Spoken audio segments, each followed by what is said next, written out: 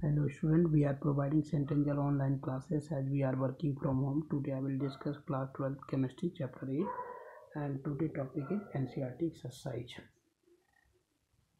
In this video I will discuss here the NCERT exercise question number 8.7 and 8.8. Now you see question number 8.8. 8.7.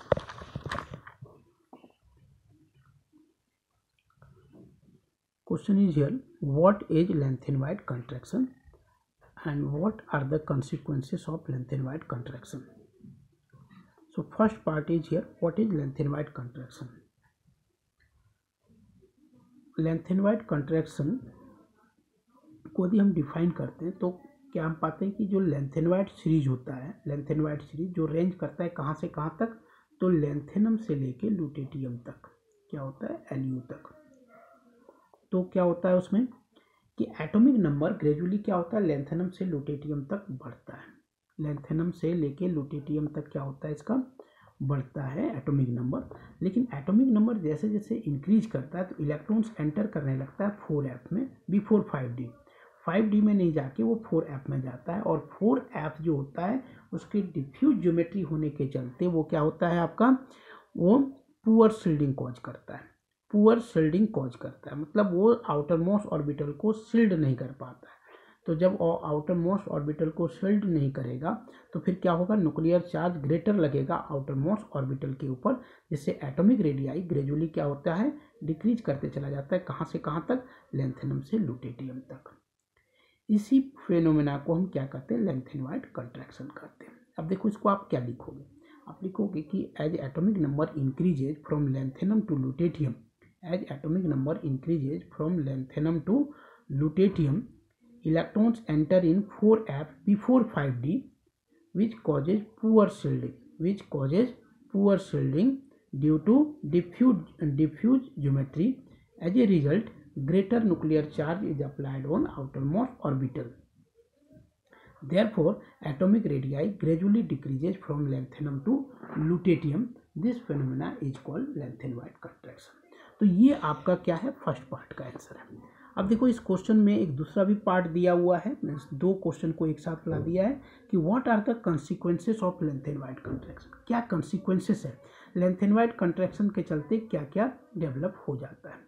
तो आप क्या देखते हो कि दो कंसिक्वेंसेस है इसका, कि second series of D block elements and third series of D block elements having the same atomic radii due to lanthanide contraction. पहला क्या कंसिक्वेंसेस है कि both second series and third series elements of the D block having the same atomic radii due to lanthanide contraction. क्या होता है कि second series and third series elements का radii similar हो जाता है due to lanthanide contraction. Second consequences क्या है, सेकेंड कंसिक्वेंसेस है कि जिरकोनियम एंड हॉफमेनियम, दो एलिमेंट्स है जिरकोनियम ZR एंड HF, दोनों क्या होता है अलग अलग सीरीज का एलिमेंट्स है, लेकिन दोनों का प्रॉपर्टी सेम होता है। क्यों, क्योंकि लेंथेन-वाइड कंट्रैक्शन डेवलप हो जाता है जिससे दोनों का रेडियाई क्या हो जाता है, सिमिलर हो जाता है। तो आप क्या लिखोगे, सेकेंड जो कंसिक्वेंसेस है आप क्या लिखना है कि zirconium and hafnium both having the similar properties due to lanthanide contraction, because zirconium and hofmanium having the similar atomic radii, almost similar, not similar, having the almost similar atomic radii due to lengthen-wide contraction. So this is the consequences of lengthen-wide contraction. तो ये question आपका complete हो गया। Next question है 8.8. Now see here.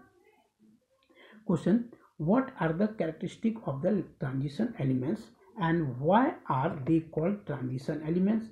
And which of the D block elements may not be regarded as a transition elements? तो इस question में मतलब इस क्वेश्चन के अंदर 8.8 में क्या है, 3 different part of the question है, 3 अलग अलग पार्ट है जिसका आपको आंसर करना है। पहला क्वेश्चन है कि what are the characteristic of the transition elements. यहाँ एक क्वेश्चन हो गया आपका कंप्लीट। तो कहता है कि ट्रांजिशन एलिमेंट्स की क्या कैरेक्टरिस्टिक फीचर है। तो आप जानते हो कि ट्रांजिशन एलिमेंट्स का पहला कैरेक्टरिस्टिक फीचर क्या है कि ट्रांजिशन एलिमेंट्स में क्या होता है आपका, इनकम्प्लीट डी ऑर्बिटल होता है। डी ऑर्बिटल, डी का जो रेंज होता है मतलब कन्फिग्रेशन जो होता है वो कहाँ से कहाँ तक रेंज करता है, D1 to D9 means D10 नहीं, D1 to 9।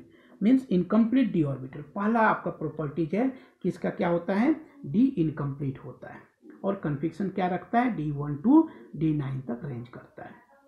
सेकेंड प्रॉपर्टीज क्या है कि ये वेरिएबल ऑक्सीडेशन स्टेट देता है। इसका ऑक्सीडेशन स्टेट जो होता है वो फिक्स नहीं होता है, ये वेरिएबल ऑक्सीडेशन स्टेट दिखा सकता है एक्सेप्ट स्कैंडियम।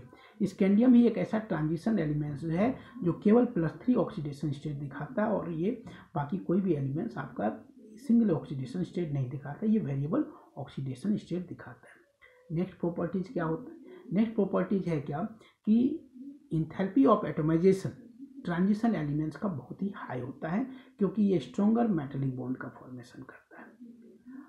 और नेक्स्ट द इम्पॉर्टेंट प्रॉपर्टी देखा जाए तो क्या होता है कि most of the transition elements from the what coloured compound, एक कलर्ड कंपाउंड का फॉर्मेशन कर सकता है।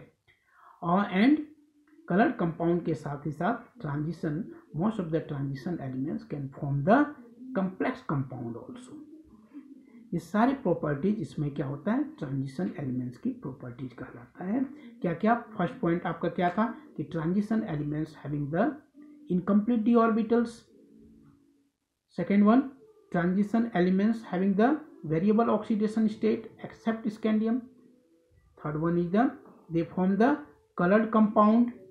Fourth one, they having the high enthalpy of atomization, and fourth one is the they can form the complex compound. These are the important characteristics means properties of the transition elements. तो पहला question का part ही हो गया। Second क्या कर रहा है कि why are they called the transition elements? इसको ट्रांजिशन एलिमेंट्स क्यों कहा जाता है?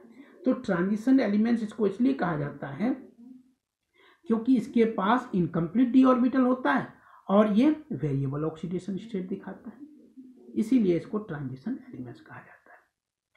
Because they having the incomplete D orbital and they can form the they having the variable oxidation state, that is why they call the transition elements. Last question part इस question का आप देखो तो ये कह रहा है which of the D block elements may not be regarded as the transition elements। जो है ये कह रहा है कि कौन सा D block का एलिमेंट्स है जो ट्रांजिशन एलिमेंट्स में कंसिडर नहीं होता है। तो आप जानते हो कि ट्रांजिशन एलिमेंट्स का कन्फिक्शन क्या है, D1 to D9 क्या होना चाहिए, D1 हो या D9 कन्फिक्शन हो, मतलब D1 D2 D3 D4 D5 D6 D7 D8 D9 तक आपका ट्रांजिशन एलिमेंट्स होगा। और जिसका D क्या होगा, कंप्लीट होगा, जहाँ पर D10 आ जाए कंप्लीट फील्ड डी ऑर्बिटल, वो सब ट्रांजिशन एलिमेंट्स के अंदर कंसिडर नहीं होता है। वो डी ब्लॉक का एलिमेंट होता है लेकिन ट्रांजिशन एलिमेंट्स वो कंसिडर नहीं होता है। तो हम क्या पाते हैं कि first series, second series and third series का जो भी लास्ट एलिमेंट्स है, जो क्या है किसी भी सीरीज का, first series, second series and third series का जो लास्ट एलिमेंट्स है उसका क्या है, D10 है। 3D10 4D10 5D10 means D क्या है वहाँ कंप्लीटली फिल्ड है, इसलिए वो ट्रांजिशन एलिमेंट्स कंसिडर नहीं होता है। तो ये तीनों एलिमेंट्स है कौन कौन, तो यदि हम देखें जिंक Zn, जिंक का क्या होता है 3D10 4S2, जिंक का मीन्स D10 है, इसलिए ये ट्रांजिशन एलिमेंट्स कंसिडर नहीं होगा।